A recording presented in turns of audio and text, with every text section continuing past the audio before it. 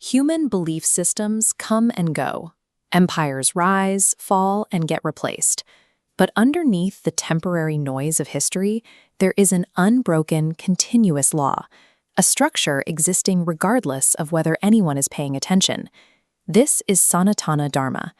In Sanskrit, Sanatana translates to eternal, and Dharma originates from the root word for sustain. It is the eternal order, the intrinsic duty required to sustain all living things.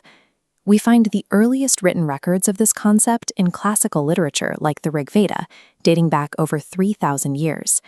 These texts outline specific spiritual duties, describing Sanatana Dharma as a universal baseline, maintaining honesty, ensuring purity, and practicing goodwill toward others. True spirituality, according to this framework, requires active alignment. It demands that you shape your behavior to fit these rigid laws. For millennia, people have physically built their lives around this philosophy. You can see the sheer scale of that devotion carved into the stone of temple complexes like Patadakal. Humans moved mountains to create a permanent, physical house for these concepts. You can also see it on an individual level. Some practitioners commit their entire existence to solitary devotion, stripping away the outside world to seek absolute truth. But that solitary path introduces attention. If a person achieves perfect internal clarity while sitting amidst a society that is struggling, starving, and sick, what good does that clarity actually do? Internal enlightenment solves the internal problem. It leaves the material suffering of the surrounding world untouched. This is where the theology introduces a second, equally important equation, Varnashrama Dharma. If Sanatana is your universal spiritual identity, Varnashrama is your conditional, material duty. It dictates what you must do based on where you are and who needs you now. This diagram shows exactly how these two concepts interact. When your universal spirit intersects with your material duty, it forms an overlapping core, seva, or selfless service. As you can see here, true seva radiates outward. It requires stepping away from the altar and directly intervening in the community, bringing health, education, and support to the people who need it most.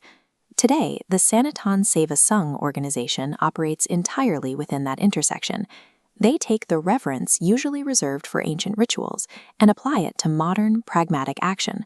Wisdom written on a page or chanted in a hall remains completely theoretical until someone actually uses it to help another human being.